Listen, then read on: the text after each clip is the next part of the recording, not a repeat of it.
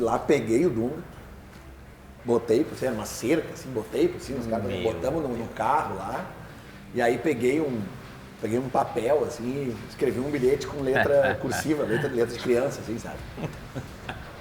Tipo assim, não me lembro o nome do cara, era um casal, falando assim, fulano e fulano. Aqui é o Dunga, eu tô cansado dessa vida, ficar tomando chuva e sol na cabeça. Mentira, aqui. que Eu vou atrás da minha isso, felicidade, cara. não sei o que, papai, e aí deixei um bilhetinho ali. Por que isso? Porque a galera se identifica, porque a galera tá ouvindo no microfone muito o que eles gostariam de estar falando.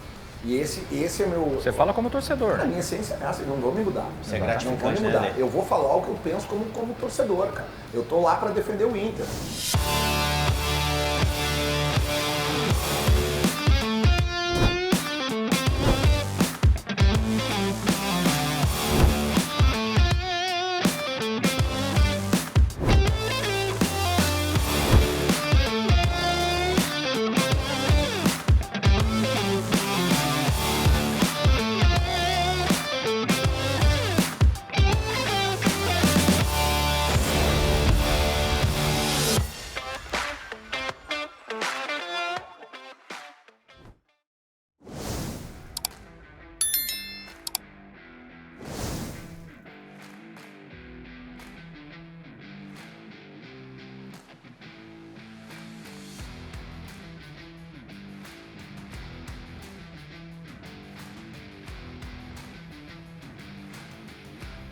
Tudo certo, pessoal? André Zanella por aqui, começando mais um Frente a Frente com o General. Inscreva-se aí no canal, toca o sininho para você não perder nenhum vídeo. Deixe nos comentários quem você gostaria de ver aí Frente a Frente com o General. Compartilhe o vídeo, deixa seu like aí para esse vídeo chegar mais longe. Como é que você tá, General? Tudo bem, Zanella? Tudo certo, e você? Tudo tranquilo. Estamos hoje com um dos caras do Rádio Gaúcho e um profundo conhecedor do rock gaúcho, que a gente vai falar muito sobre isso. E Colorado. Aqui sabe demais, viu, Zanella? Aqui eu conheço já há tempo. Aqui já foi meu treinador em jogo de brincadeira que a gente fez da Atlântida. Impressionante. Comunicador, Lelê. Obrigado, Lelê, por aceitar o nosso convite aí. Obrigado pelo convite aí, Tamo junto, irmão. Prazer estar aqui. Boas companhias, boa resenha. Tá louco?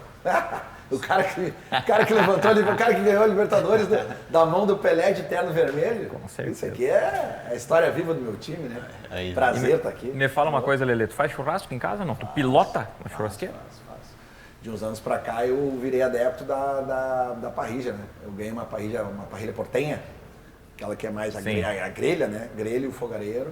Cara, abandonei os espetos. Assim. E ali tu domina. Gosto muito mais de fazer o churrasco hoje na grelha do que no espeto, sem dúvida nenhuma. Mas para nós poder ter uma conversa tranquila, trouxemos um dos melhores que tem aí no Brasil, nosso Barbarossa.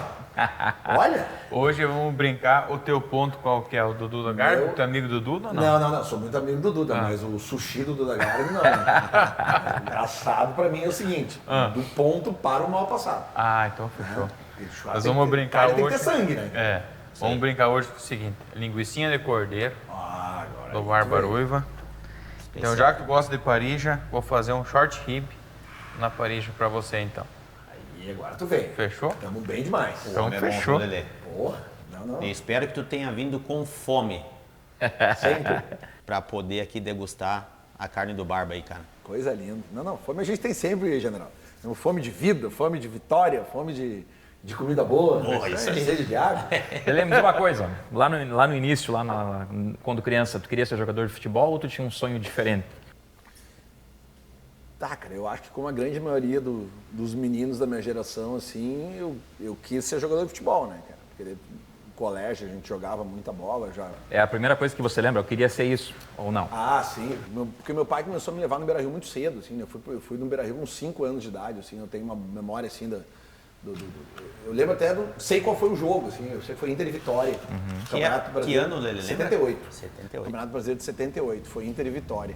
Se eu não estou enganado, até o Inter empata esse jogo, o Inter não ganha. Mas depois em 79 ele já me levou na final do Brasileiro de 79 contra o Vasco, eu estava lá. Já tinha ido a outros jogos no 79 também. E ali eu tinha 6 anos, né, cara? Então, já tinha um lance do futebol no colégio.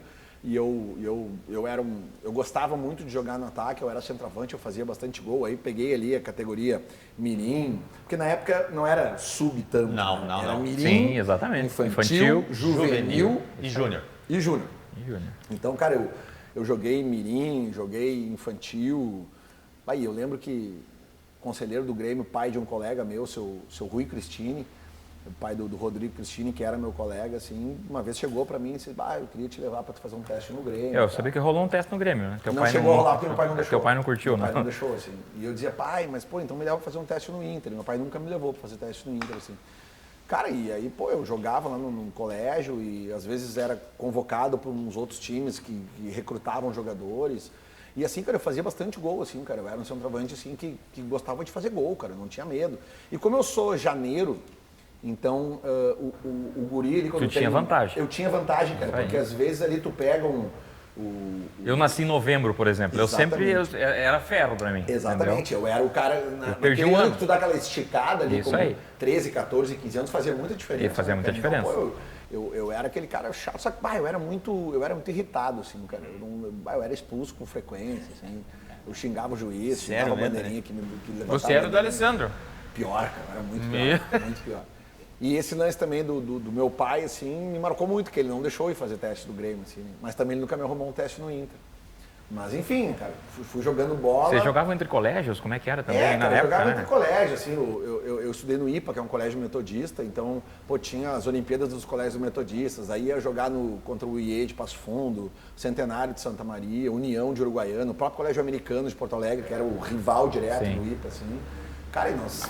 E o pau comia ali, como é que é? O pau comia, cara, o pau comia. E era legal, futebol raiz, né, cara? Sim. Aquela coisa do... E realmente eu alimentei muito esse sonho assim, durante muito tempo, assim, porque realmente a galera me pilhava, assim, cara. Eu brinco até hoje com a galera que pô, eu tenho mais de 1000 gols, né, cara? Contabilizando os gols ali nas quadras do final de semana Sim. da galera e tal, os joguinhos na quadra na quadra do bairro, ou nos campinhos, sabe? Fiz mais de 1000 gols frouxo. E quem que era o ídolo do Lelê nesse tempo aí que tu atuava assim? Puta, cara, é que assim, Bolívar, o meu pai me levou no estádio no final dos anos 70, cara, eu me apaixonei pelo Inter, vendo o Inter ser tricampeão invicto. Assim, Tu pegou toda aquela então fase. eu tenho muita referência do Falcão como jogador, mas um ano depois o Falcão foi embora. Sim. Então eu tenho, a maior referência que eu tenho assim do Falcão é mais com a camisa da seleção do que com a camisa do Inter. Porque a partir de 79 o Inter entra numa época horrorosa, assim, de jejum. não ganhar mais nada, né, cara?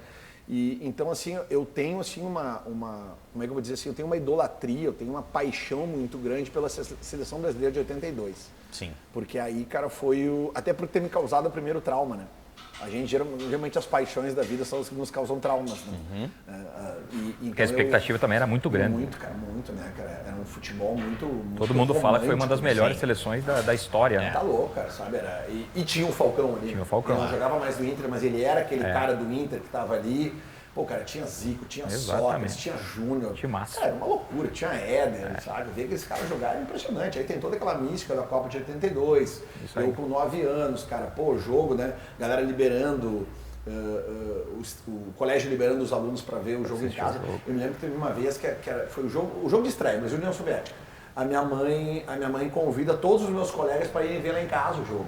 Então, cara, é uma loucura, o Brasil sai perdendo. E aí minha mãe serve pipoca para todo mundo na hora do gol do Brasil, todo mundo vira pipoca por tudo. Então, tem aquele jogo aqueles 2 gols da virada, sabe? Aquilo para mim é uma referência de futebol, assim, porque realmente nos anos 80 o Inter vai voltar a ter algum destaque no final dos anos 80, já com o time que o goleiro era o Tafarel, né? Copa União, depois ali o Granal do século, né? Que eram naqueles anos ali 86, 87, 88, sabe? Aí o Inter vai para Libertadores, tem a semifinal de 89 contra o Olímpia, né, cara, que me causa outro trauma gigantesco, mas ao mesmo tempo, né, cara, pô, eu vejo o Grenal do século, tem o trauma do Bahia, pô, eu vejo o Inter tocar 6 no Penharol, eu vejo o Inter ganhar do Olímpia lá com aquele gol de bicicleta do Luiz Fernando Rosa Flores, então, cara, tem todo um lance de, vamos ser, e não vamos. E ao mesmo tempo o Grêmio, né, cara, o Grêmio nos anos 80 campeão do mundo, aí depois nos anos 90 vem aquele monte de coisa, um monte de títulos que o Grêmio ganha e aumentando tudo. E você acompanhando tudo. Eu agarrado no título de 97 do gol do Fabiano, no Grenal do 5-2, naquele do título de 91, 92, acho que foi o Nico, com o gol do Alex Rossi, né? Cara, era isso que o Colorado tinha, mas isso me deu muita casca.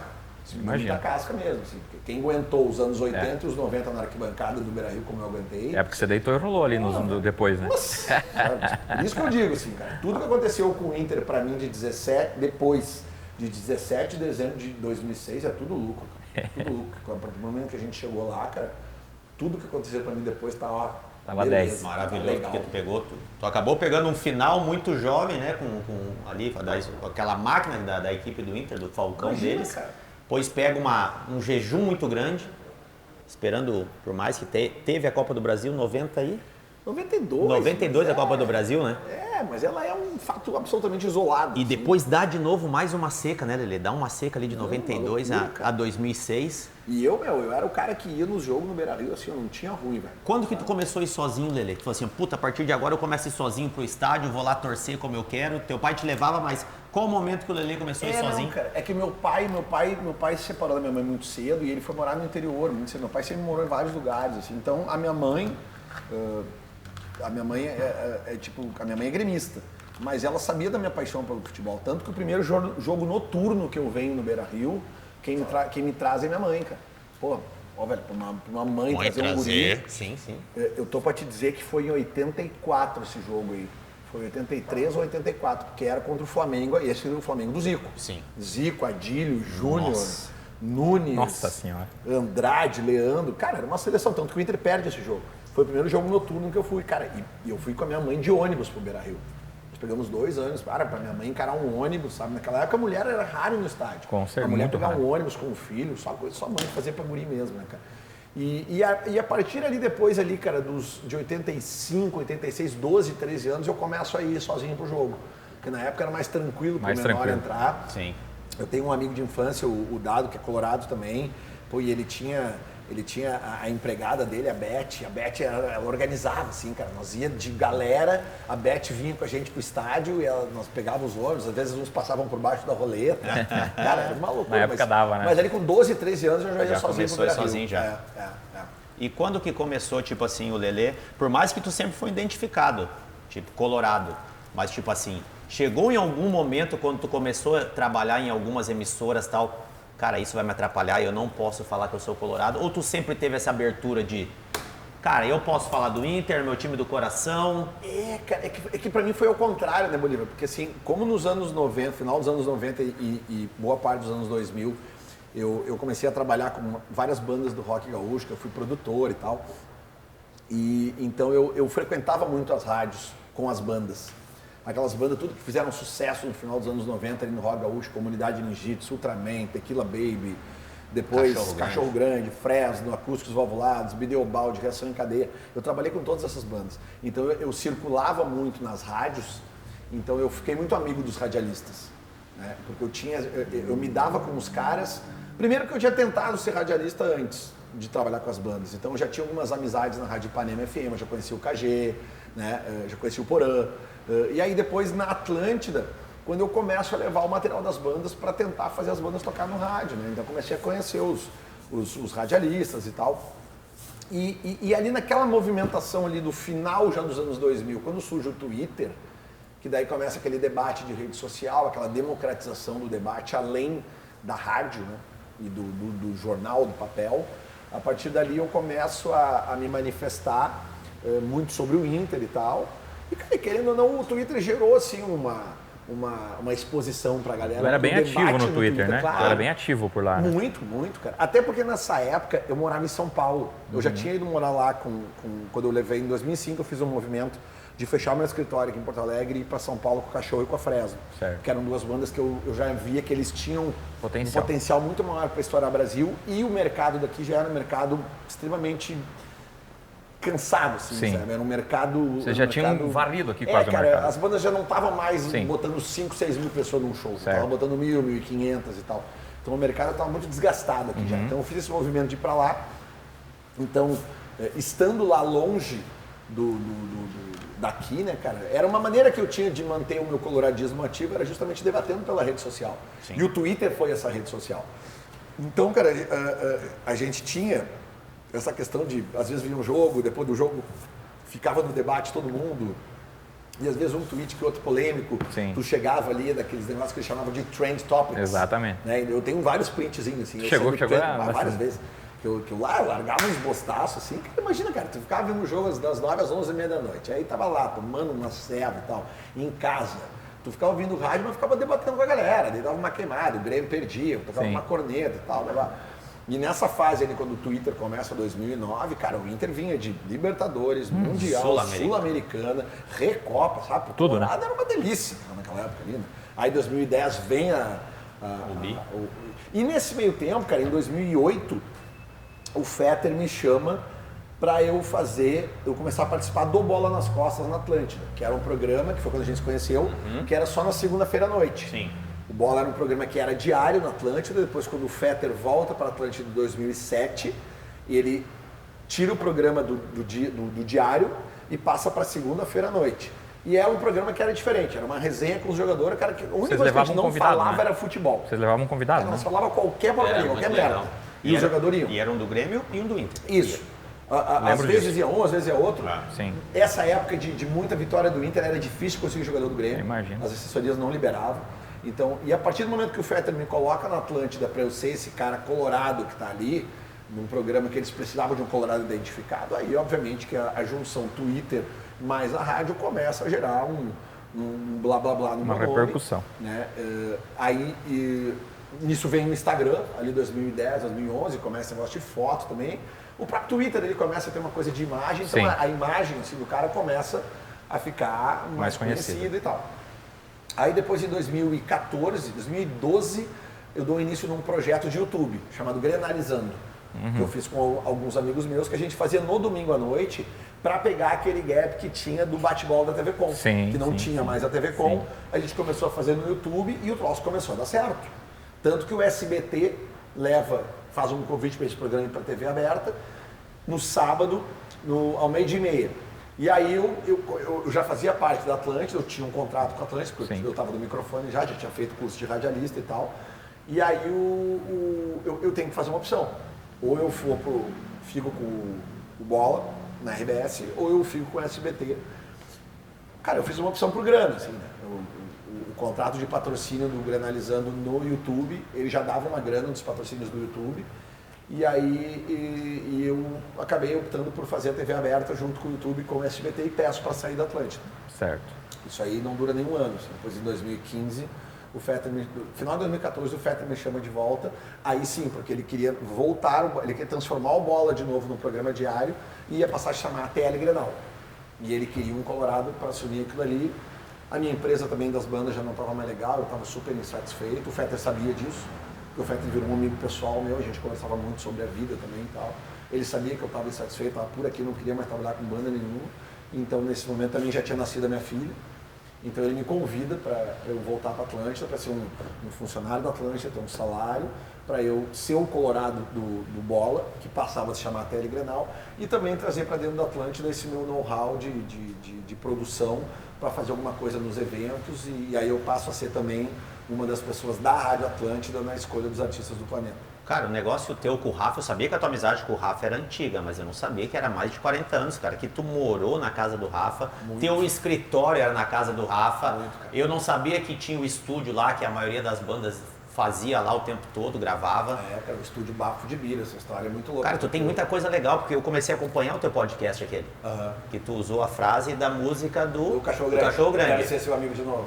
Cara, aquilo ali é muito, muito legal, cara, muito legal. Porque tu guarda tudo, Lelê, os tickets lá, tu guarda, cara, os folders, é muito legal ver os folders lá, as coisas, sabe, meia cruazona assim, sabe, sem, como é hoje, né? Eu sou um cara assim meio organizado demais às vezes até. Eu sou aquele cara que tu vai em casa assim, a coleção de CDs e DVDs, vai estar tudo por ordem alfabética, assim, sabe? Eu gosto de ser mais organizado porque eu acho que é mais fácil. Tipo assim, eu quero um CD da Cachorro Grande. Eu vou ali A, B, C, pum, achei. Já tá ali. É mais fácil de achar. Então eu sou uma pessoa que se organiza bem assim. E na grande maioria os músicos são muito bagunçados. Muito bagunçados. Então o que eu fazia? Eu guardava todo esse material, que na época não existia flyer por ser e flyer. Na época era tudo papel. Papel. Sim. Então eu guardava. Eu ia num show e eu pegava o flyerzinho, guardava comigo, botava umas fichinhas plastificadas e tal. Aí, pô, quando eu comecei a ganhar uma grana com as bandas, eu já comprei uma câmera pra mim, comecei a filmar bastidores e tal, foto. E tu tem tudo isso guardado, Lelê? Tudo guardado. E eu tô há anos já pra botar isso pra fora. Porque na realidade primeiro que minha mulher quer que eu libere o espaço de casa que tá tudo isso guardado. Tu digitalizou isso ou não? Tô digitalizando tudo agora, né, cara? Que tem realmente muita coisa assim. Cara, eu filmava tudo. As coisas estavam acontecendo e eu tava filmando. Então eu tenho muito documento que nenhuma banda tem. Imagina. Tipo, a banda gravava uma demo e eu levava pra gravadora. Pra Você tinha demo? Eu guardava demo, sabe? Ah, show de lançamento do CD, do primeiro CD da Ultraman no Opinião. Show rolando no Opinião, eu chegava lá com um aparelhinho mini DV. Sim. Grava o áudio pra mim aí. Então eu tenho o áudio desse show. Eu tenho relíquias, assim, que as bandas não têm. Mas, então assim, esse material todo eu tô colocando pra fora agora no podcast. Eu quero ser seu amigo de novo, que é pra contar essas histórias todas dessas bandas, porque existe muito pouco material disso. Mas a minha amizade com o Rafa, ela é muito anterior a isso. Eu sou amigo do Malenotti, a gente se conheceu na segunda série do primeiro grau. Eu tinha 7 anos, o Rafa tinha 8. Caramba. Hoje eu tenho 50, então são 43 anos. 2 coloradaço. Muito, cara. A gente se fechou muito na época justamente por isso, porque a gente era os dois colorados e a mãe do Rafa e a minha mãe gostavam muito de Roberto Carlos. Então a gente ia pra casa um do outro, ouvia os discos do Roberto Carlos e cantar as músicas. A gente pegava os vinil, ficava cantando e tal. E disso, cara, surge uma amizade muito legal, assim, entre eu e ele. A gente acaba meio que se separando ali com 10, 12 anos e a gente volta a se falar ali com 15, 16. Porque o Rafa, ele perdeu os pais muito cedo, assim. Os pais do Rafa morreram muito cedo. E ele ficou numa casa gigante no bairro Minas de Vento, só morando com a avó. E ali ele construiu o estúdio, o Bafo de Bira. Então quando eu volto a falar com o Rafa, aí eu começo a frequentar a casa dele de novo, e daí, pô, tem esse negócio das bandas e tal. E eu comecei a ver aquelas bandas, né, cara? Às vezes eu ficava lá uns dias com ele, passava lá de tarde, assim, eu tinha meus empregos, fazia minhas coisas, assim. Essa história é muito engraçada de contar, porque eu era vendedor de imã de geladeira. Eu ia te falar, eu ia te perguntar isso. Cara, eu vendia imã de geladeira. Como assim? Esses imãs de geladeira que são propaganda, primeiro, o cara que trouxe essa ideia pro Brasil, o irmão, eu estudei com o irmão dele, e o cara precisava de um vendedor, e eu precisava de emprego. E eu saí de casa muito cedo, né? Com 20 anos eu saí de casa. Então eu comecei a vender, eu ia nas pizzarias e dizia pros caras, olha só, tem que ter isso, as pessoas têm que ter isso aqui. Com certeza. Né? Porque tinha um estudo norte-americano que mostrava que a primeira coisa que as pessoas faziam quando elas entram em casa é ir na geladeira. Na geladeira. Isso aí. Então, pô, tu tem ali um outdoor, sabe? Tava ali, na tua frente. Então, pô, e eu comecei a vender e eu passava o dia inteiro na rua. Então, às vezes eu ia na casa do Rafa, ficava umas horinhas lá, né? E ficava vendo aquelas bandas ali, né, cara? Aí comecei a conhecer os guris da comunidade, da Ultraman, da Tequila, e eu via aquelas bandas ensaiando, eu falei, cara, pô... Foi assim que o rock entrou na tua vida? Sim. Não, eu sempre gostei de música. Antes disso, né? já? Porque além da paixão pelo Roberto Carlos, música brasileira que eu tenho de pequeno, eu tinha minha mãe com a MPB e o meu pai gostava de música gringa. de criança. O meu pai gostava do Stevie Wonder, meu pai gostava do Eric Clapton, Perfeito. meu pai gostava dos Rolling Stones, então Rod Stewart. Então eu ouvia a rádio FM com meu pai e tinha minha mãe a MPB. Então isso tudo começou a entrar na minha cabeça muito cedo. Então eu gostava muito de música. Tentei ter banda, tentei tocar e nunca consegui. Aí quando eu comecei a ver essas bandas na casa do Rafa, um dia eu perguntei pra ele, cara, quem é que organiza essas paradas aí? Ele falou, cara, eu organizo, a gente faz tudo por nós aqui. Aí eu, aí tá um lugar que de repente eu posso atuar. Porque desde pequeno, por gostar de música, eu ia nos shows, eu ia nos grandes shows que começaram a acontecer em Porto Alegre, e eu botei na minha cabeça que eu queria trabalhar com aquilo ali. Eu queria trabalhar com música, porque eu não ia ser músico, mas eu queria trabalhar com música. E aí eu começo a trabalhar com as bandas, e começo a fazer esse trabalho de produção / empresário. Sim. Eu não gosto de falar a palavra empresário. Cara, me incomoda. Empresário geralmente, empresário. Então eu acabo fazendo um trabalho que ele era assim meio... As bandas eram carentes desse tipo de profissional na época, sabe? A gente já tinha alguns empresários bem conceituados no Rio Grande do Sul, que vinham daquela geração dos anos 80, tipo, por exemplo, o Tonho Meira, que era empresário, até hoje empresário do Nenhum de Nós. A gente tinha o Wilton Carangati, que era empresário do Ozeles, dos anos 80, depois ele já estava trabalhando com Papas da Língua, então eram caras já bem estabelecidos no mercado, mas um cara, assim, digamos assim, de uma geração nova, naquele momento ali que apareceu, acabou sendo eu, assim, por iniciativa minha mesmo de trabalhar com aquilo, e cara, ele pegou a minha vontade de trabalhar com algo, e o talento que as bandas tinham, né, a qualidade dos caras, né, cara, porque era muita música boa, né, cara. Tinha uma banda de um estilo, cara, cheio de música boa, outra de outro estilo, cheio de música boa, e o público gaúcho comprando a ideia. Você saiu quase do zero com eles, né? Praticamente. Praticamente do zero. E as rádios Comunidades, tocando. bandas aí, todas você foi acompanhando. Muito, cara, muito. E aí as coisas começaram a acontecer, daí a gente começou E as vendas começaram a aparecer também. Cara, tu vendia show, conseguia fazer uma banda tocar na rádio, Rádio Ipanema aqui em Porto Alegre. Era muito difícil colocar uma banda a tocar na rádio, Era né? muito difícil, cara. Tu gravar um CD. Tu gravar um CD, tu fazer uma cópia de CD custava R$50, cara. Exatamente. Isso era muito caro. E como é que era? Tinha a história de você trocar, tipo, inserções por show? Era meio comum Dúvida, isso, era a né? moeda que a gente tinha. Era a moeda que tinha, Pô, né? toca minha banda aí, cara, e eu te dou um show da banda na cidade. Então o cara da rádio da cidade se interessava, porque ele botava aquela música pra tocar e o público começava a ligar e pedir, eu quero de novo essa música. E aí, ao mesmo tempo, tu tinha aquela situação da rádio grande, da Atlântida tocando, a TV Com, a própria MTV, que já era uma coisa Brasil, mas chegava nas pessoas, entendeu? Então as pessoas já começaram a ir nos shows. Pouquinho, né, cara? Tinha 300 pessoas num, aí num outro show já tinha 500, aí tu ia tocar lá em Santa Cruz, lá fazia um show lá na ilha, lá. Um abraço pro Nico, cara. Grande Nico lá de Santa Cruz. Um dos caras mais sérios que eu conheci que contratava show. O Nico levava show lá na avenida, Avenida Imigrantes, lá no B52. Depois ele já estava fazendo na ilha. Depois ele estava fazendo na sede Campestre da Amor, sabe? Aí tu ia a Chapecó, aí tu tocava lá pô, era o Café Brasil, né? Estação Brasil, tinha Pô, que era um lugar gigantesco. o café tinha mais uma lá. Café Brasil era em Santa Maria. Isso aí. Era em Santa Maria. Cara, que é muita casa que eu não lembro. Assim, sabe? Sim, mas eu era imagino. assim, cara, era um movimento. Chapecó tinha muito rock todas as também. cidades acontecia muito parecido, assim, cara. Tu começava a fazer o show para 300 pessoas, tu voltava ali 6 meses depois, já tinha 500, aí tu voltava ali no outro ano, já tinha 800, Exatamente. aí já levava para um lugar. Não, era o show loucura. lá da Amor já não dava mais, tinha que levar para Inside, já dava 1.000 cabeça, aí o cachê que a gente cobrava 1.500, a gente já cobrava 3, sabe? Aí tu já botava um cara mais na técnica, aí o telefone já tocava mais para show, já era o cara da Beer Site de Carazinho, já era o cara lá do Paládio, no Passo Fundo, já era o cara lá da Saque no cassino. Chapecó sabe? tinha Estação Brasil e Café Pinhão. Café Pinhão. E aí, cara, eu ia em todos esses shows aí. E, cara, você não conseguia Bombava. entrar. É verdade. Sabe? Comunidade Ninjitsu eu fui no mínimo uns 3 ou 4. Entendeu? É, cara, era impressionante, ficava gente fora, cara. E a tua veia era esse negócio de negociação, porque tu tentou fazer, eu acho que tu fez 2 shows, né? Eu tava vendo. Tu teve uma bandinha, tentou fazer, tu tentou tocar, cantar. Cara, na realidade. Era cara, mais zoeira mesmo. Isso aí foi, cara, eu era muito novo, cara. Aí os caras marcavam ensaio, eu não ia. Sério? Eu me esquecia de ir. Mas do quê?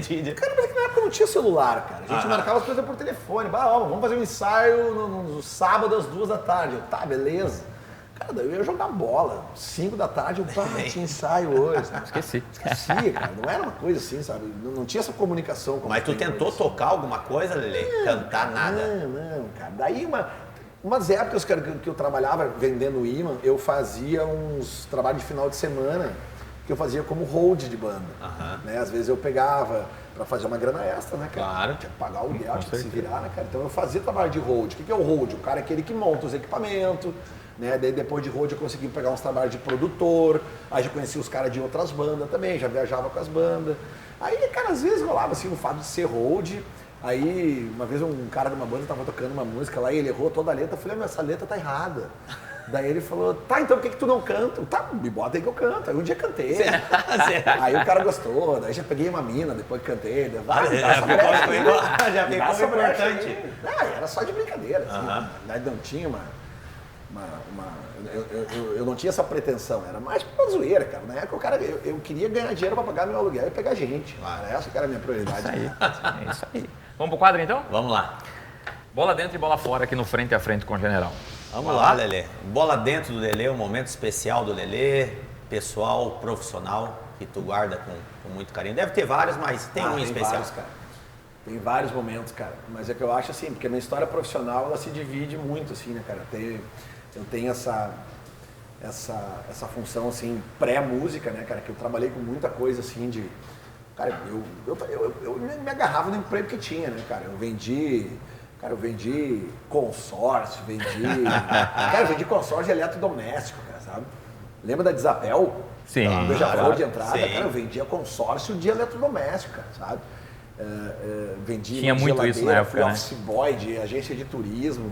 Cara, e todos esses empregos, eles me ensinaram alguma coisa, cara. Por pior que fosse, assim, sabe?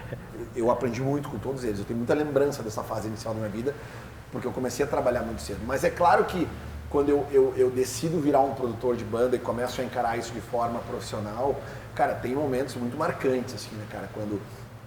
Quando toca o meu telefone, isso eu me esqueço, me lembro bem direitinho, quando toca o meu telefone, prefixo 21, e é o gerente executivo da Sony Music do Brasil querendo contratar a comunidade ninjitsu. Isso foi incrível pra mim, assim, sabe? Foi uma vitória, coisa né? que eu nunca esqueço, cara.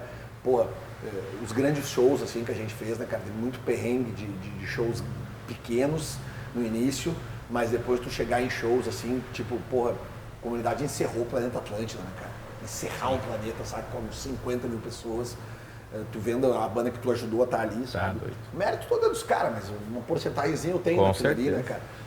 Depois a fase com a Cachorro, cara, que era uma banda que surgiu e era uma banda meio marginalizada no meio, assim, e eu apostar, né, nesses caras, porque eu era um cara, assim, por mais que eu vinha de um trabalho muito legal com a comunidade, eu não tinha guardado muita grana, assim. Eu tinha comprado uma casa pra mim e tal, tinha um carro, tava legal, cara, eu era muito gastador de grana, assim.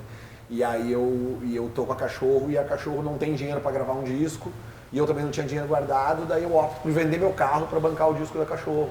E é o disco que faz a banda ficar conhecida no Brasil inteiro, então foi uma escolha, foi uma bola dentríssimo minha, sabe? Vender meu carro pra investir naquilo, sabe? Então, cara, eu tenho essas duas passagens assim muito fortes na minha cabeça, assim, sabe? Foi o dia que ligaram da Sony e a gente chegou a trabalhar com a Sony, até nem foi muito legal ter trabalhado com a Sony. Mas na questão da comunidade foi essa passagem, e acho que na questão da Cachorro a maior bola dentro que eu fiz foi vender meu carro para bancar a gravação do segundo disco, porque ali eu vi que tinha uma coisa muito, muito especial para acontecer. E na minha fase de radialista, cara, sem dúvida nenhuma, a maior bola dentro foi eu ter aceitado o convite do Fetter, né?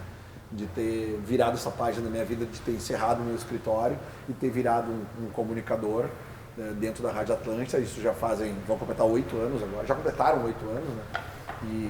E até talvez se eu não tivesse saído para fazer aquele projeto de YouTube, né? Eu já estaria há 15 anos na Atlântida, né? Mas acho que até a minha saída, que eu encaro como um erro, né? Hoje eu acho que eu não deveria ter saído. Então a bola fora de ter saído virou numa bola dentro, que foi ter voltado, e eu sou muito feliz fazendo isso. E o bola fora, de repente, é isso que tu falou, de repente, de ter saído ou alguma outra coisa que tu tenha? Não, cara, eu acho assim, eu tenho uma bola fora, assim, cara, que eu levo pra mim desde sempre, assim, cara, foi uma falha muito grande por inexperiência que eu cometi com a Fresno em São Paulo, né, cara, porque eu acabei me envolvendo com uma pessoa errada em São Paulo e um pilantra, né, assim, um estelionatário que me levou na conversa, e o cara se transformou num sócio meu e tal, e isso aí teve um momento de ruptura que isso acabou complicando até um pouco a carreira da Fresno. E até eu vou contar isso em breve no meu podcast, porque eu quero que os guris da Fresno estejam juntos, né? Sim. Eu faço questão de contar essa história com os músicos juntos, claro, porque a memória nem sempre busca tudo, né, cara? E acho muito justo, acho honesto que os demais envolvidos estejam junto comigo contando essas histórias, porque às vezes eu posso contar uma coisa que pode não ser bem a verdade. Sim. E não por maldade minha, por questão de lapso de memória mesmo. Então eu faço questão, e esse projeto só existe porque os caras estão aceitando falar comigo. Entendi. E a gente abordar esses assuntos 20 anos depois é muito mais tranquilo, é muito mais fácil. Claro. Porque a gente já superou tudo isso. Mas eu tenho uma cagada feita com a Fresno ali, que foi por minha experiência mesmo. Assinei papéis errados e isso prejudicou o andar da minha carreira com a Fresno. Mas, por outro lado, também, depois da bola fora, vem a bola dentro, que eu acabei, na época, transferindo o contrato deles de empresário para o Rick Bonadil, que a banda acaba seguindo um caminho sem mim, mas acaba seguindo um caminho que acho que para eles acabou sendo melhor na época, e o que eu poderia ter causado de problema para eles, eu acabei liberando eles, resguardando o que era meu de direito, mas acho que eu consegui remediar uma cagada que eu tenho certeza que 100% que foi minha, assim. Então eu acho que eu tenho esse erro muito grave com a Fresno, assim, e acho que tem gente ali da banda que me perdoa, tem gente que não me perdoa. Mas eu entendo os caras. Preciso pedir uma coisa pra ti, cara, porque eu gosto muito do AC/DC. Você foi em 2009, você estava lá no estádio do Rio, né? Eu estava lá. Como é que foi isso? Esse DVD, cara, esse show é incrível. Assistindo de fora. Não, imagina lá. O mais incrível dessa história é o seguinte, cara. Eu nunca tinha visto o AC/DC na minha vida, que é a minha banda favorita. Em 96, eles tocaram na Pedreira, em Curitiba. E eu não tive grana para ir. Na época eu era office boy, eu não tinha grana suficiente para ir. E eu não fui. E aquilo ficou na minha cabeça durante muito tempo. E o AC/DC nunca mais voltou para o Brasil. O AC/DC foi voltar para o Brasil em 2009. E na época, eu já estava estabelecido em São Paulo. E eles iam fazer o show em São Paulo. E eu fui no show, em 2009, em São Paulo. São Paulo. Cara, só que na época, puta, eu já conhecia uma galera dos escritórios de produção e tal. E eu tava muito, muito, muito emocionado. Muito emocionado. Porque realmente eu tava vendo a banda da minha vida. Cara, e queimei a largada. Os gaúchos se encontraram, fiz uma churrascada antes do show. Cara, aí eu chegou no show, eu tava muito mais animado que a festa.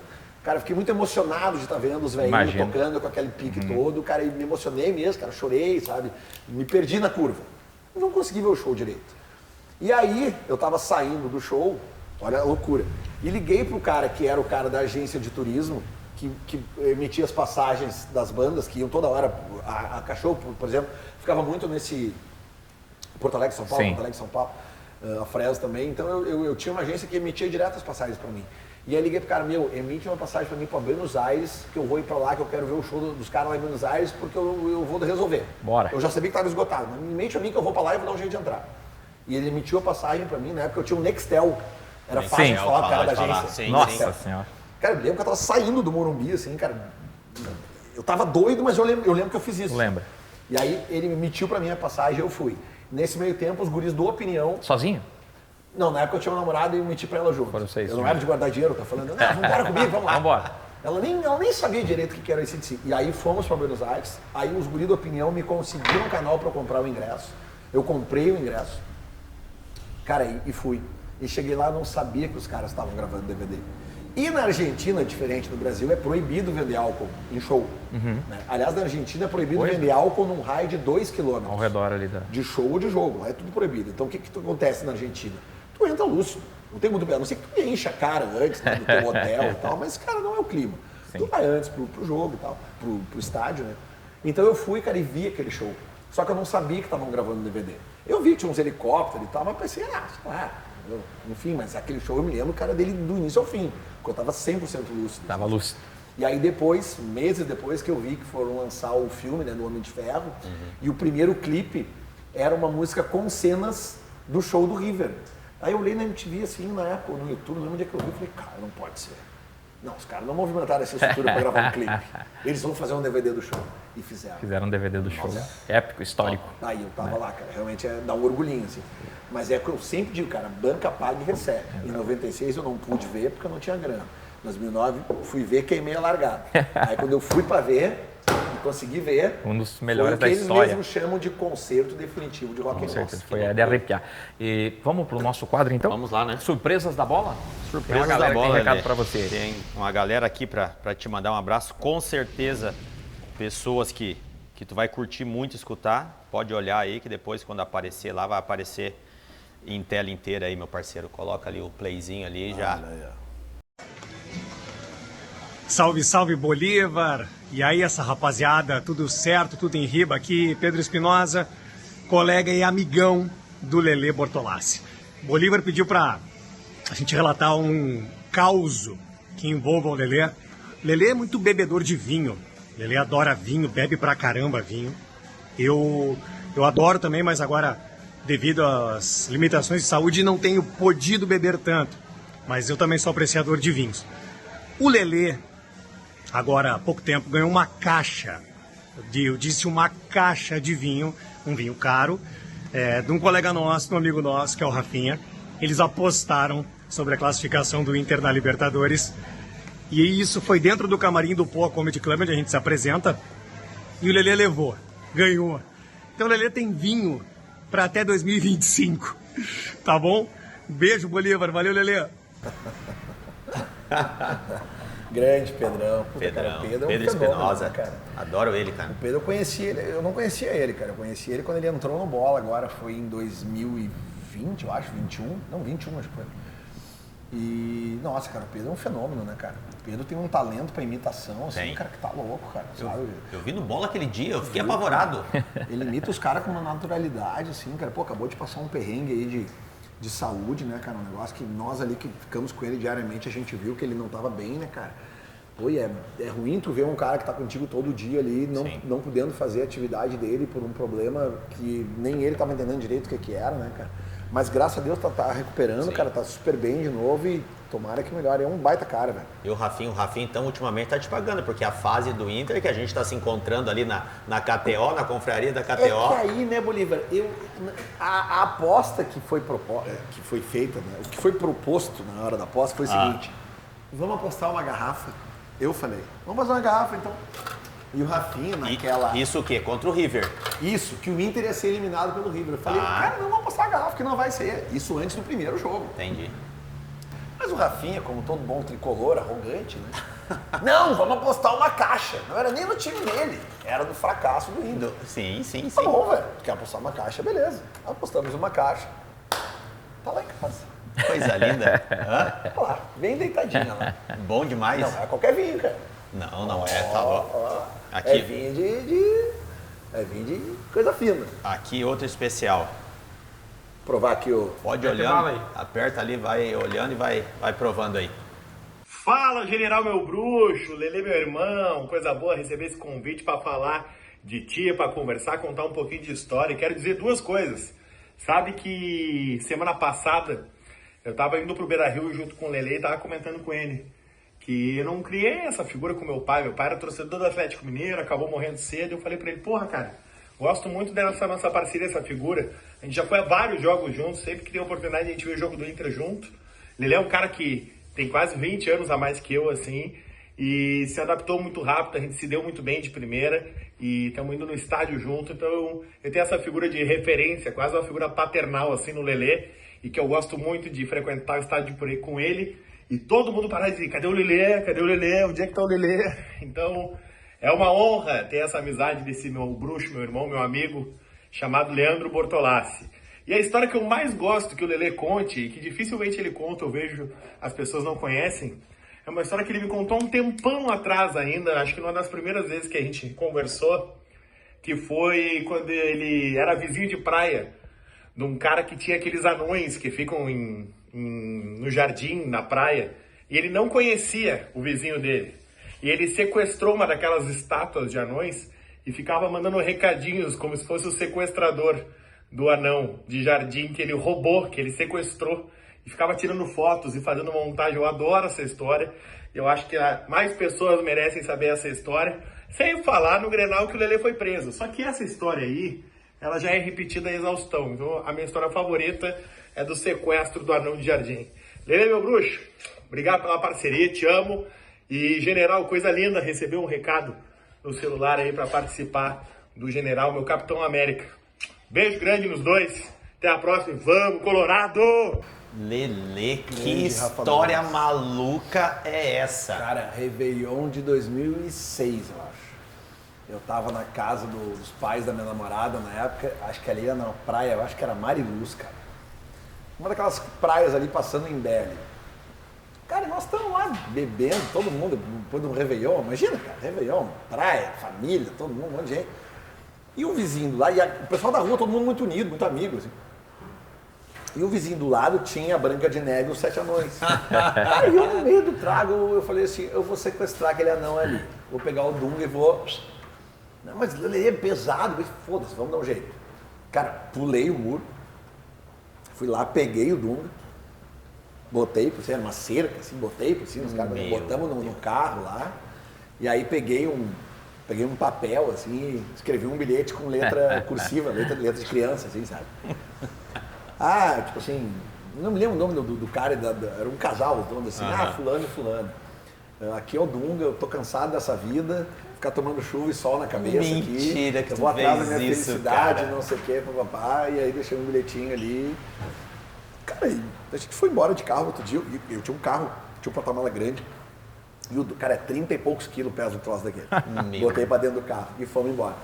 E aí, cara, começou aquele blá blá blá, viu na praia, nos outros fins de semana chegamos na praia lá, tipo, e o Dunga, não, basta sequestrar o Dunga, e eu, que loucura, não sei o quê. Cara, aí consegui o telefone do cara, aí eu ia nos orelhão, parava, olha, ia no orelhão, cara, e ligava pro cara. Roteiro de filme. Ô, fulano, aqui é o Dunga. Como é que estão as coisas aí? Isso Não é Cara, verdade. sério? Não, fazia isso. Isso é muito louco. Aí a gente cara. foi pra Santa, o pai dessa minha namorada tinha uma casa lá em Ibiraquera. Aí nós levamos o Dunga pra lá, cara, aí tiramos umas fotos do Dunga lá no morro da Ibiraquera. Meu. Aí enterramos o Dunga na areia. Pesado pra caralho, vocês Muito, carregavam cara. por tudo. Nós enterrava o Dunga na areia até o pescoço, assim, sabe? Botava óculos escuros nele, batia foto, imprimia as fotos. Eu imprimia as fotos e aí nós Gente levávamos do céu. na casa do cara, o cara morava ali perto da 24, nós botávamos na caixinha de correio, assim. Umas Cara, fotinhas, vocês- assim. Porque não tinha celular na Não época tinha. assim, de troca de imagem. Ou o cara tava achando engraçado, ou Não. ele tá, cara, um psicopata, os caras Aí fizemos um e-mail, Dunga, como é que era? Dunga por aí, @hotmail. Cara, daí pegamos umas fotos, Meu assim, Deus. o Dunga no Corcovado, subindo no elevador Lacerda. Aí tipo, fazia a montagem do Dunga, assim, cara. E é sempre o Dunga que ela queria, assim, sabe? Paradinha, assim. Aí, meu, a gente ficou assim, cara, o verão inteiro dando risada dessa história. E deixando uns bilhetes, às vezes, sabe? Com as fotos e tal. E aí, cara, no final do verão, no carnaval, a gente alugou. Nós era muito demente. A gente alugou um carro de telemensagem, cara. E entra na rua, assim, num dia de um churrasco lá, o carro com o Dunga, cara. Umas lâmpadas do Dunga, assim, cara, uns foguetes, fogo de artifício. Meu E Deus, tocando cara. a música. Eu voltei. Nossa Senhora. Agora pra ficar. Isso tu tem gravado Isso também. tem gravado, cara. Isso tem... Não, na época, isso, aí depois, cara. quando veio, isso era 2005 e tal, né? Aí depois eu fiz, eu acho que no Orkut, depois ali, eu acho que era o Orkut, eu fiz um áudio, fotos do Dunga e tal. Contei Mas, a cara, tu história, tinha essa 30 coisa. anos. Cara, tem um filme, Eu achei um que era filme. antes disso. eu não me lembro o nome do filme, cara, mas é um filme, se eu não me engano, é francês, tá? É um filme francês que tem essa história, que um cara sequestra um anão de jardim. Sério, É, cara. Que loucura isso, cara. Aqui tem outro, Lelê. Essa história é animal, Lelê. Escuta aqui essa figura. Esse aqui é figuraça. Playzinho ali. Fala, Bolívar, meu bruxo. Tudo certo? Cheguei em traje de gala. Aqui, ó. Fico imaginando a cara do Lelê vendo isso. Mas é o seguinte, já são 9 anos, quase 10 anos, quase uma década. É uma vida, né? Trabalhando ao lado desse cara, que sempre foi uma pessoa muito generosa, um baita parceiro. A gente se atraca no pau, literalmente, no programa, porque é um programa de entretenimento, né? Acabou o programa, a gente se beija, se abraça, troca ideia. Quando tem aquele excesso, aquela... quando é um programa que a gente tem um lema no Bola, né? Tem dias que a gente tem que dar aquilo, né? E a gente sempre conversou, sempre foi uma relação muito humana, muito agregadora, assim. Eu tenho no Lelê uma das grandes referências na comunicação e como ser humano. Um bom pai, bom esposo, bom amigo, um bom filho também, né? A mãe dele é gremista, pra quem não sabe. E eu sou muito grato ao Lelê, essa é a verdade, assim. Porque quando eu entrei nesse meio, lá em 2015, eu não conhecia absolutamente nada, eu não sabia como usar o alcance do microfone da Atlântida para gerar mais recursos ainda para a minha vida, né? E o Lelê foi o primeiro cara a me estender a mão, me convidando para ser parceiro dele numa festa que a gente teve durante alguns anos, na Opinião, e foi muito legal, foi um período muito bacana, eu nunca esqueci disso e nunca vou esquecer. O Lelê, toda vez que eu tô ali fazendo minha oração para os meus amigos, assim, para os meus familiares, para as pessoas próximas a mim, o Lelê tá sempre nelas e eu vou ficar sempre torcendo pelo sucesso dele, que é mérito de um cara que, assim como eu, trabalha muito com o coração, né? Então, quem esperava que eu fosse entrar aqui para tripudiar o Lelê se engana redondamente. Tá aí um dos grandes amigos que eu tenho nesse meio, ao lado de um outro grande amigão, que é o Bolívar. Tamo junto, vamos nessa. Vamos pra cima, Grêmio. Ele não podia terminar diferente, né? Impressionante. Tem que dar uma... Mas o Adams foi assim, cara. A gente se conheceu, eu conhecia ele do Twitter, desses debates de futebol. E aí ele foi fazer uma vez um programa aí sobre Analisando no YouTube. E aí eu fui reconhecendo ele. Mas a gente acabou entrando na Atlântida no mesmo dia, 9 de fevereiro de 2015. E nesse dia eu peguei ele pelo braço e disse assim, cara, olha só. Se a gente for inteligente, nós dois, a gente tem emprego pro resto da vida. Mas a gente tem que ser inteligente. A gente vai se pegar no pau, a gente vai se olhar atravessado, mas a gente tem que saber que da porta para fora do estúdio, acabou. Sim. Porque tu vai defender o teu, eu vou defender o meu. Mas a gente tem que saber o nosso limite. Vai ter uma rusga uma hora ou outra? Vai ter. Todo dia nós vamos debater, nós vamos brigar uma hora. Mas se a gente for inteligente, a gente tem emprego pro resto da vida. Vocês tiveram essa conversa, então? Eu falei isso pra ele. Acho que até pelo fato de eu ser um cara 10 anos mais velho que ele, eu teria obrigação de falar isso pra ele. Né? Sim. Como eu já tinha um pouco de noção. Assim, Que nem jogo de futebol. Acabou o programa, acabou. O que acontece dentro do campo, fica dentro do campo. Exatamente. O programa é a mesma coisa. E o entrosamento que vocês têm, eu participei aquele dia, é uma coisa surreal, cara. É surreal. Vocês no olhar, Lelê. Cara, como ele disse, vai fazer 10 anos que a gente tá ali 5 dias por semana. Seria até espantoso se a gente não tivesse isso. Né? Sim. Porque, pô, cara, a gente tá ali todo dia, a gente sabe brincar, sabe? A gente sabe aonde a gente pode brigar. Sim. Sabe? Então, cara, e vai ter vezes que a gente vai se exaltar, cara. É a coisa mais normal do mundo. A gente tá ali como torcedor, a gente não tá ali pra agradar ninguém. As pessoas gostam muito de falar assim, porque o Lelê é o representante colorado, o Adels é o representante gremista. Cara, não é que a gente represente uma torcida, a gente representa as nossas ideias. Se as nossas ideias fecham com a do torcedor de arquibancada, e esse foi o motivo pelo qual o Fetter nos convidou lá em 2014 para começar esse projeto em 2015, tá tudo certo. É o que eu falo sempre pro Rafa Gomes falou ali, né, que gosta de ir no jogo comigo, sabe? Cara, eu fiquei muitos anos afastado do esporte, do estádio lá, por causa da Rádio Gaúcha, né? Porque eu fiquei 3 anos e meio trabalhando na Gaúcha, então eu perdi esse contato com a torcida no entorno do estádio. Sim. E agora eu retomei isso. E a gente não tem noção do tamanho do bola, na real. Só indo na rua que a gente tem noção. A gente fica lá naquela bolha do estádio. Quando chega ali, que a gente chega na confraria da KTO, tu tá ali em cima, é como se fosse um jogador, cara. É incrível. Como se fosse um ex-atleta. Mas por que isso? Porque a galera se identifica. Porque a galera tá ouvindo no microfone muito o que eles gostariam de estar falando. E esse é meu... Você fala como torcedor. A minha essência é essa, não vou me mudar. Isso é Não gratificante, vou me mudar. né? Eu vou falar o que eu penso como torcedor, cara. Eu tô lá para defender o Inter, sabe? A minha preocupação lá, claro, eu também não vou falar... Muitas vezes eu falo sem pensar, mas eu procuro não falar tudo que eu penso. E essa é uma regra número 1 do microfone, a qual eu deveria prestar mais atenção. Tu não deve falar tudo que tu pensa, sabe? Não deve. Isso é uma regra. Verdade. Então, assim, cara, pra mim o que interessa ali é o bem do Inter, entendeu? Então eu vou sempre brigar pelo bem do Inter, estando o Inter em que estágio estiver. Eu quero te perguntar uma coisa, se você me disse se isso aqui é real ou é fake, tá? Em 2009, Bolívar e Índio disputam o troféu Decadência 2009. Isso ele me contou, esse cara, ele me contou. Mas isso é muito engraçado, porque em 2010 o Inter já foi campeão novamente, entendeu? Ele é muito meu irmão, ele sabe disso. Não, eu sei que é brincadeira, mas... Volta a fitinha agora, 1 minuto. O que eu acabei de dizer? Tu não precisa falar tudo que tu pensa. É isso aí. E isso aí, sabe o que é isso aí? Isso é um tweet, provavelmente... com álcool, claro, de um torcedor corneteiro no Twitter na época sem freio. Com toda certeza. Aí, quando a gente leu esse tweet aí, eu fui ver o jogo que era. Foi um jogo Inter e Atlético Paranaense. Isso aí. O Inter empatou 1-1, o Alexandre fez um gol aos 46 do segundo tempo. E a resenha do jogo fala ali que acho que foi Marcinho que fez o gol do Atlético Paranaense, subiu sozinho na área. Cadê meu zagueiro? Mas, cara, isso é a essência do torcedor. Com cara. certeza. É o cara que tá corneteando ali o jogador e depois tá ali... Tanto que depois de 2010 você comemorou exaustivamente, com certeza, os títulos. O Bolívar e o Índio estão em decadência. Mas isso é normal. É que eu não tenho uma... Isso é absolutamente normal. Geralmente, quando eu falo que o cara tá em decadência, eu erro. Quanto trago eu te dei ali com essas conquistas ainda, Lelê? Pelo amor de Deus, cara, esse tipo de coisa aí eu tenho que te pedir desculpa o resto da vida. Não, mas isso aqui é legal, cara. Isso aqui é legal. Eu tenho um aqui que é sensacional, esse aqui. Esse é, tu vai começar a rir quando tu olhar. Tweet? Não, um vídeo. Um vídeo? Eu tenho um vídeo aqui que tu vai começar a rir na hora. Porque nem você lembra. Eu quero que tu me conte aonde, se tu puder, né? Claro. Aonde tu estava antes de gravar isso aqui. Fica tranquilo. Aperta aí, tu vai olhar. Pariu. Eu sabia, a primeira reação E aí, dele. galera, meu nome é Leonardo. Cara, isso aqui... Hoje é dia 19 de agosto de 2010. Os caras têm as ideias e botam no meu... Virado. Bêbado aí.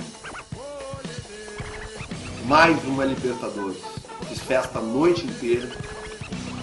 O negócio é o seguinte, cara. Eu não aguento mais fazer festa, cara. Se pegar os últimos 4 anos aqui, pelo menos, é camisa nova todo ano, é estrela, é distintivo, é selinho da Comebol, selinho da FIFA na camisa. Eu sou dos anos 90, cara. sou dos anos 90. Aqui, ó. Dos anos 90, eu tinha uma camisa. Essa, número 4, Gamarra. Vários anos fiquei com ela. E agora? Todo ano tem que comprar camisa nova. Porra, cara, eu não tenho grana pra isso. E eu gravo isso aqui absolutamente lúcido, cara. Porque eu não aguentava no trago. Eu tava numa ressaca, não lembro se era coisa a ver com o título e tal. Cara, e eu só lembro assim dos caras, porque eu fiquei vendo o vídeo do gurizão esse, e eu via o vídeo e falava a frase, e fazia o inverso, né? Cara, e eu lembro deles tudo sentadinho no meu sofá, assim, tomando trago e dando risada, cara. E dando risada, dizendo, isso vai ficar muito a fuder. E eu ali, sabe? Tanto que eu falo ali, meu nome é Leonardo. Só com o chapéu aqui pra não me reconhecer, que eu pensei, eu vou tomar um pau por causa dessa porra aí, sabe? Tu te lembra certinho 2006, que eu acredito que deve ter sido muito mais comemorado que 2010. O que tu fez aqui? Terminou o Beira-Rio aqui, o que o Lelê fez? Aonde que o Lelê tava? A Libertadores? É. Cara, quando o São Paulo faz o 2-2, eu saio, eu tava lá no Superior, perto ali da Chaminé. Quando o São Paulo empata em 2-2, nós já tava com um a menos. Isso. Eu saio, vou pro bar, o bar que fica de frente ali pro edifício da escadinha, ali, pro colégio. Cara, eu fico ali, eu não vejo o final do jogo. Não vê o final? Não vejo o final do jogo. Eu fico ali, cara, eu pego uma cerveja, na época vendia cerveja no estádio. Eu pego uma cerveja, cara, e fico debruçado pra fora, pensando assim, cara, não é possível que isso vai acontecer de novo. Só na reação da torcida? Só na reação da torcida. Eu fico ali, cara, olhando assim pra Padre Cacique, ali, um monte de colorado na rua ali, as antenas da TV, o edifício da escadinha, o posto. Eu só lembro que eu ficava vendo e bebendo assim, cara, e ouvindo, e eu só ouvia os sabe? Eu tava com o rádio também, cara, eu desligo o rádio, eu tiro os fones e fiquei ali bebendo, cara, e na hora de dar o apito do final, a explosão da galera, eu me jogo de joelho no chão, cara, e começa a chorar. Assim. Aí que eu volto ali pro túnel. Pra ver. E vejo, mas foi exatamente assim, eu não vi o final do jogo. E 2010, lembra? 2010 foi bem mais tranquilo, né, cara? 2010 eu já tava... Sim, já tava. Tudo certo. Em 2010 a gente toma aquele gol do Chivas. Sim. E eu tava assim, vamos virar o jogo. Sem barbada, sabe? Mas nós tava muito mais tranquilo e mais consciente. Eu já tava, eu me lembro que eu tava nas cadeiras do outro lado lá, tipo... não, agora me lembrei, tava bem acompanhado e tal. Tipo, tava grande. Tava grande. E eu era conselheiro na época, né? Então, tipo, tinha umas benesses. Sim. Não sou mais, mas eu tinha a cadeira de conselheiro e eu tinha uma cadeira também que eu pagava, né? Então eu tinha 2 lugares cativos ali, então era tranquilo de ir. Mas 2010, perto de 2006, foi uma barbada, né, cara? Até porque em 2006 a coisa foi... E o time que tu viu, eu sempre falo, as pessoas me perguntam, eu falo sempre, o melhor time que tu viu, a melhor atuação que tu viu dentro do Beira-Rio, que tu teve ali, que tu olhou assim, ó, cara, que time. E você acompanhou desde lá de trás. Mas são tantas, Bolívar. Não, eu digo assim, da minha geração ali, 2006 a 2010 ali. Ou qual o melhor Inter que tu viu jogar também nesse tempo? Eu vou te falar um jogo, de repente tu vai te lembrar um jogo. O primeiro jogo com o São Paulo aqui, a gente amassou o São Paulo. Aquele a semifinal de 2010. 1x0 do Juliano. Sim. Mesmo resultado magro. Sim. Mas o São Paulo não deu um chute. É verdade. Não, cara, é que eu lembro muito, assim, cara, todos os jogos ali da Libertadores de 2006, cara, sabe? Teve jogos difíceis na primeira fase ali, cara. Sim, difícil. Aquele contra o Pumas, a gente sai tomando 2-0, cara, o time vai lá e vira, sabe? Aí, jogos daqueles campeonatos brasileiros ali que o Inter tava sempre jogando, cara, e enfrentando todo mundo de igual para igual, e aqui fora, me lembro que eu fui lá num jogo lá em São Januário, tocou 4-1, 4-2 no Vasco, acho que foi, sabe? Aí fomos no Morumbi, Corinthians, ganhamos do Corinthians, sabe? Aí o Morumbi lá, final da Libertadores, ganha do São Paulo. Então, assim, cara, era uma tranquilidade. Aí depois vem o time ali o time do Tite, né, Sul-Americana, eu falo. falo. Pelo amor de Deus, cara, sabe? Aquele jogo contra o Estudiantes aqui foi uma tranqueira, aquele jogo, cara, o Verón gastando a bola, sabe? O jogo de lá foi mais incrível ainda, a gente tava com um a menos, cara. Com 20 do primeiro tempo. 20 do primeiro tempo, ganhamos o jogo dos caras lá naquela fumaceira. Tem o jogo lá do Juliano, Fumaça, tem o jogo da Fumaça, sabe? Então, cara, é muita coisa, é muito jogo, assim, naquela sequência, naqueles anos, que eu não consigo destacar um específico, assim, sabe? Porque realmente tu tinha essa sensação de ir pro estádio e tu tava tranquilo, cara, porque tu sabia que aquilo ali que aquele time ia te representar, que aqueles jogadores iam te representar, tinha uma, sabe, mesmo que a gente chegava ali em 2009, 2008, sabe, teve título em 2008, 2007 não teve título, foi um ano de ressaca, mas, né, pô, 2008 teve a Sul-Americana, 2009 teve um quase título brasileiro, né, E cara? Copa do Brasil. Porra, teve aquele Grenal de 2008, foi o Grenal de 2000, 4x1 aquele, 4x1. né? O primeiro Grenal do D'Alessandro, né? Isso aí. Tipo assim, porra, cara, aquele Grenal, o Inter toca 4 no primeiro tempo, tira nitidamente. É muito o cara no jogo. segundo, sabe? Sim. Poderia ter feito 5, 6 ali, não sei exatamente se pediram arrego ou não. Teríamos muitas perguntas, mas vamos ter um segundo episódio com certeza. Vai ter, vamos né? fazer com o Lelê, né? Vamos pro momento Barba Ruiva. Vamos Pode lá ser, então. Barba? Pode ser? Os presentes Vamos do pros Lelê presentes primeiro, aí. né? Vamos pros Opa! presentes aqui. É Tem presente, né, vários. Lelê? As Presente pra você. lembrancinhas Né, cara? primeiro. Tem conversa e não Aí, ganha ó. presente. Ganha presente, pô. Convidado especial. A ó. faquinha. Aí, ó. Aí Zanella. brilhando. Aí, ó. O Zanella vai passar as especificações da É. faca. Coisa linda. Uma faca de aço inox 2 milímetros, polida 3 vezes, 8 polegadas. Uma bainha também você vai levar junto aí. Pô, Cabo que em madeira leve. nobre, Que Da leve. Patrão, é. com mosqueado no dorso. Coisa linda. Patrão, parceiro aí do Nosso Frente a parceiro Dá aí. pra cortar direitinho ali na grelha. Ah, muito boa. Coisa linda. Pô, Esse- obrigado, Ah, gente. esse é o primeiro Faca, presente. bota ali do ladinho. Depois tu leva, tá aqui ó. O sal do Barba Salzinho. Ruiva. Aí, ó. Pra fazer a tua parrilha lá, que tu falou que... Porra, com certeza. Caixinha de fósforo do Barba. Importante pra acender o fogo, né? É, o fogo. A A toalhinha, toalhinha. que eu sou daquele assador que usa aqui, ó. Aí. É isso aí, raiz. E não vem meter a mão no meu pano. É. E essa tábua E a maravilhosa toalhinha. ali, ó. também. Aí, ó. Formato de camiseta, dá uma olhada. Vira ela. Vira o outro lado. Olha isso, cara. Puta, o cara me dá Especial, Libertadores, me convida pra estar aqui, me dá brinde, me apresenta os caras bons, tá louco, meu? Não mereço tudo isso. Merece, Lelê. Tá aí, ó. É o Inter, pô. É um cara especial, sabe Pô, disso. obrigado, mano. E agora é um momento especial, né? Nossa brincadeirinha aí. A brincadeirinha aí, Lelê. Deus Você, livre, hein? Olha aí, ó. olha aí, ó. Tamo bem de faca também, A né? faca também é boa. Hã? Tamo bem de faca também. Esse aqui é o teu ponto, então? Mas, pelo amor de Deus. Fica à vontade aí. Aí, Lelê. Aqui tem a faz as farofinha, honras se aí. quiser, Na primeira eu vou sem farofa. Vai. pra provar. Ficou? Olha, Lelê. Como é que ficou? Provadíssimo, né? O Barba é... Por isso que a gente traz ele, né, Zanella? A gente É isso fala, aí. né? Pra não se incomodar, né, A Zanella? resenha deixa com nós, a carne deixa com o Barba. É isso aí. Se isso aqui não é o ponto perfeito, eu não sei mais nada. Especial, né, Porque é ô Lelê? felicidade. Esse aqui é da Primevo, short rib, cortezinho nobre de parrilha, como você gosta. Esse aqui. E é um corte muito saboroso, eu aprecio muito esse corte aqui também. E é um espetáculo. A maciez absurda, eu fiz em 20 minutos na grelha, pra ter uma ideia. Especial, né, Lelê? Olha, Bom demais, né? E agradecer muito por ter tirado um tempinho aí do seu horário para vir aí isso. conosco. Correria. ó, Lelê, obrigado, irmão, tá? De coração, tu sabe? Da admiração, do respeito, da Tamo junto, pessoa, obrigado. do profissional. Obrigado por ter aceitado o nosso convite aí, cara. Bolivão, eu te agradeço o convite, cara.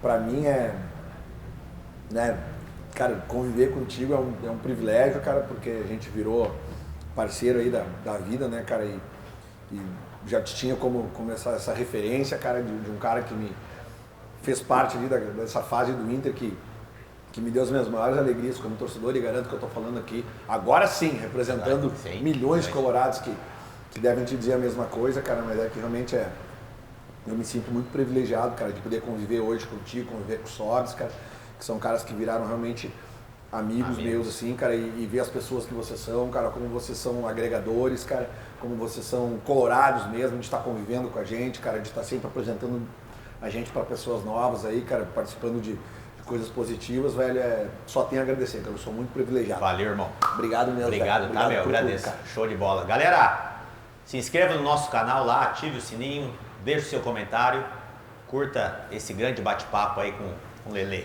Valeu, galera. Grande abraço aí, tá? Valeu!